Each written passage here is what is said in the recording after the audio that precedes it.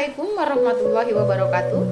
Perkenalkan, nama saya Sukawati. Saya adalah mahasiswa Universitas Muhammadiyah Pringsewu, Fakultas Pendidikan dan Keguruan, Prodi Administrasi Pendidikan, Angkatan ketiga, kelas A.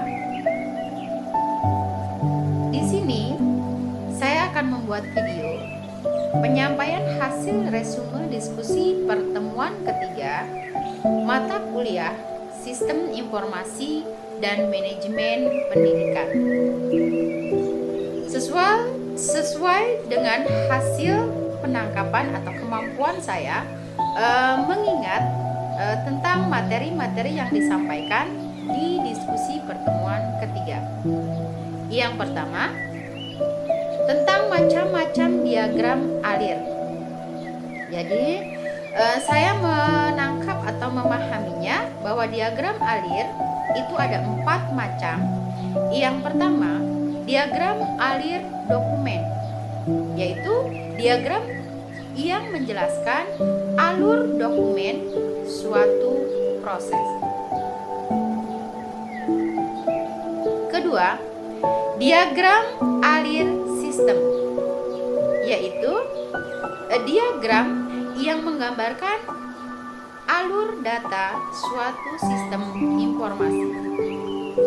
Yang ketiga, diagram alir program, yaitu diagram yang menggambarkan alur logika sebuah program pada komputer.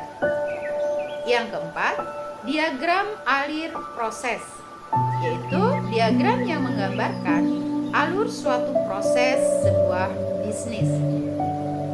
Kemudian yang kedua, yaitu berpikir sistem dapat membantu merancang dan mengembangkan sistem informasi yang lebih efektif.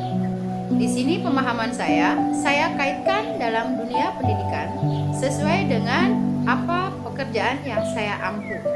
Jadi menurut saya berpikir sistem dalam sebuah pendidikan, khususnya saya sebagai seorang guru, maka dapat membantu saya dalam hal satu, mengidentifikasi masalah dan solusinya. Jadi saya sebagai seorang guru, saya bisa menggunakan berpikir sistem ini dalam mengidentifikasi suatu permasalahan yang saya temui di dalam penyajian kegiatan pembelajaran. Contohnya, saya bisa menggunakan berpikir sistem untuk mengidentifikasi penggunaan alat elektronik dalam pelaksanaan atau penyajian media pembelajaran. Kemudian saya juga menggunakan berpikir sistem, saya bisa menemukan alternatif solusi yang bisa menangani dari permasalahan tersebut. Kemudian yang kedua, pendekatan holistik untuk pengambilan keputusan.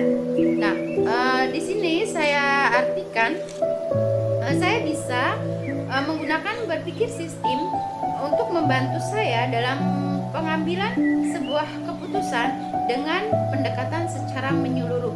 Jadi ketika saya memutuskan untuk mengambil alternatif solusi dari permasalahan yang saya dapatkan, maka saya bisa menggunakan berpikir sistem dalam menganalisis apakah alternatif solusi tersebut memiliki banyak manfaat, bisa memotivasi siswa dan tidak menyulitkan pada diri saya sendiri.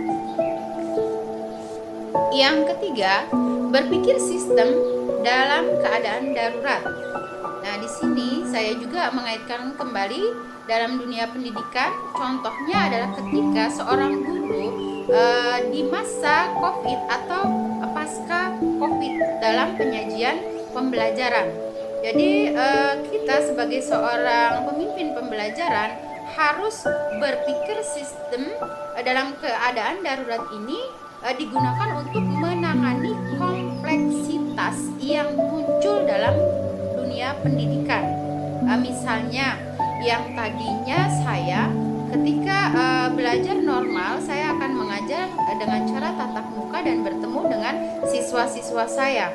Kemudian tiba-tiba karena COVID atau mungkin pasca COVID, saya harus menyiapkan dan menyajikan pembelajaran serta media-media pembelajaran yang harus saya berikan kepada siswa-siswa saya di dunia maya atau secara daring, sehingga di situ saya membutuhkan dalam pengambilan keputusan-keputusannya bagaimana sih penyajian pembelajaran daring supaya bisa menyenangkan para siswa dan berpihak pada siswa, artinya tidak merugikan siswa-siswa saya. Siswa saya tetap bisa belajar dan mendapatkan manfaat dari pembelajaran itu sendiri. Kemudian yang keempat, manfaat berpikir sistem menurut saya bagi seorang pendidik, yaitu yang pertama, bisa meningkatkan kemampuan untuk berkolaborasi. Nah, dengan cara berpikir sistem, kita bisa saling berkolaborasi dengan rekan sejawat kita, bertukar pikiran, bertukar pendapat, mungkin bisa saja sharing dengan pengetahuan dan pengalaman teman-teman kita yang lebih mumpuni. Kemudian yang kedua, manfaatnya menurut saya adalah kita bisa mengidentifikasi sebuah masalah dan juga bisa menemukan atau menyelesaikan masalah-masalah tersebut secara efektif. Nah, yang kelima, tantangannya. Jadi menurut saya tantangannya adalah kompleksitas sistem yang sulit dikelola. Ya, jadi seorang guru atau seorang pemimpin pembelajaran ketika mengambil sebuah keputusan dalam berpikir sistem, kemudian berpikir sistem dalam keadaan darurat, kita harus mempertimbangkan bagaimanakah perubahan atau kebijakan-kebijakan tersebut dapat mempengaruhi motivasi sistem, memotivasi siswa, kemudian alokasi waktunya, kemudian dukungannya, serta kesiapan dari si guru atau sumber daya tersebut dalam